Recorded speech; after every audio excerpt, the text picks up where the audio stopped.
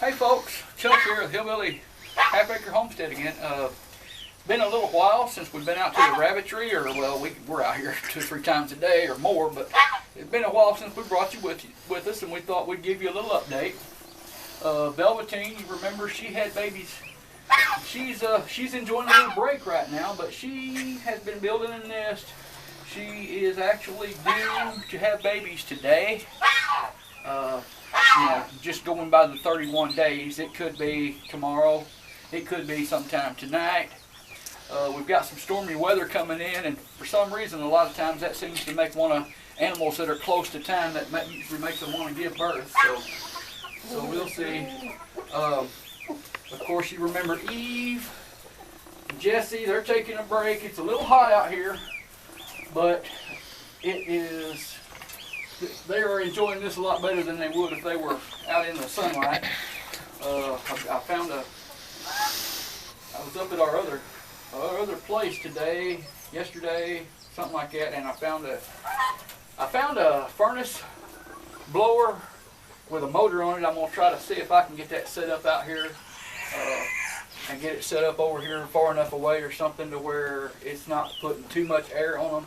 But it will circulate some air in here because these guys are hot.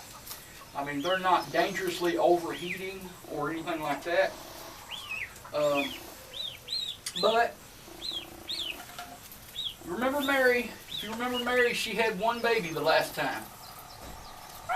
Her last time, and then she missed once since then. Her one baby that she had the first time, remember, we gave it to Jessie. And then we had Nala down here on the end. We ended up giving her 5 babies that she had left to Jessie. And remember, that's when we had our awful tragedy that Predator, got all 12 of them out of this nest box. Well, anyway, I told you then that having one baby, and that was Mary's first litter, okay? Just to show you the difference, she don't have that many now. There's 3 in there. But she gave birth and raised, I say raised, but she gave birth to them and raised them until their eyes were open. 9 of them, okay? Big difference from 1. So the first litter, don't always go by that, okay? That doesn't automatically mean that you need to cull them out, okay? There's always one behind the food pan. Huh? One probably behind the food pan too. Does that a lot. Here, move out of the way. Okay. See? They're a little skittish. They haven't been handled that much. See, they got a little red. They get that from their daddy.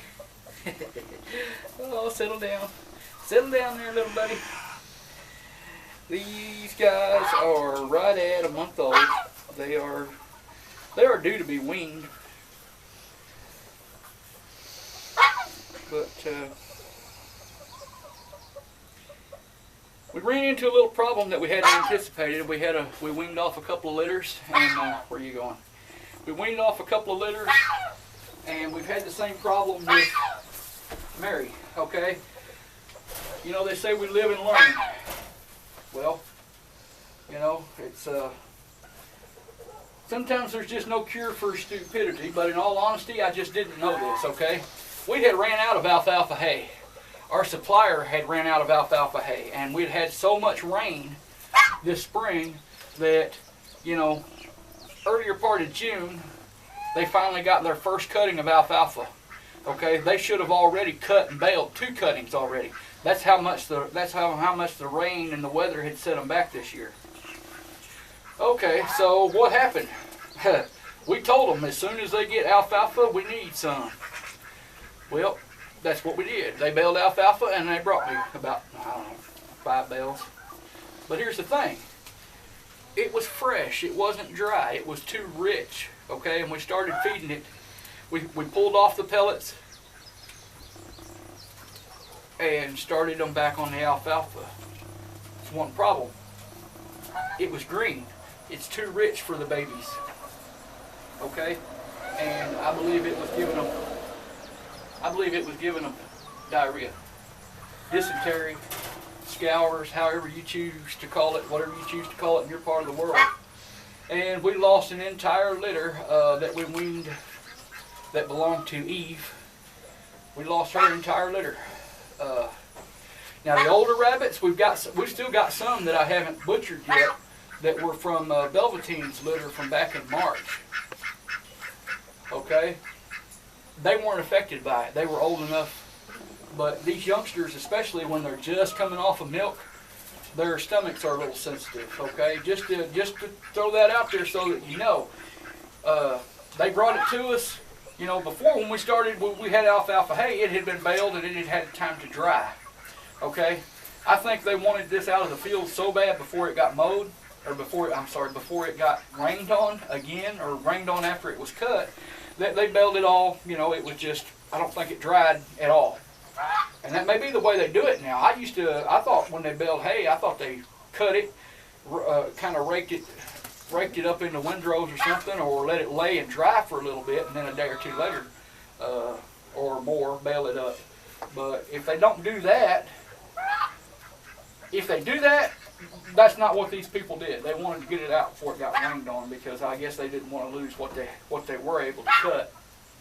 Anyway, not thinking anything about it, because even though I've done the rabbit thing off and on all my life, I had never before used new, or what I call, fresh cut alfalfa. And alfalfa hay is pretty rich stuff anyway, and especially if it's young growth and real leafy, it's really rich anyway.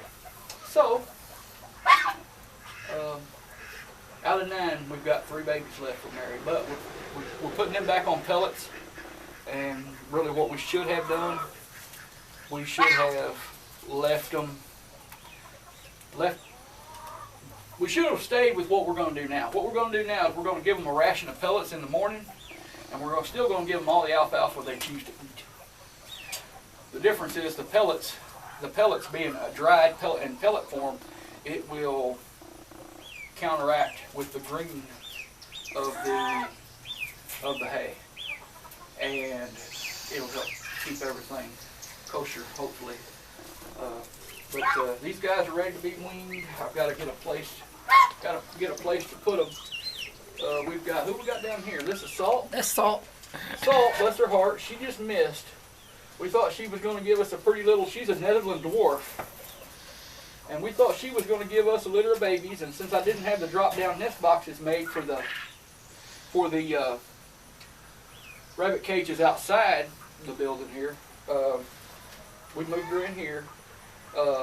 Nala has been removed from our breeding program.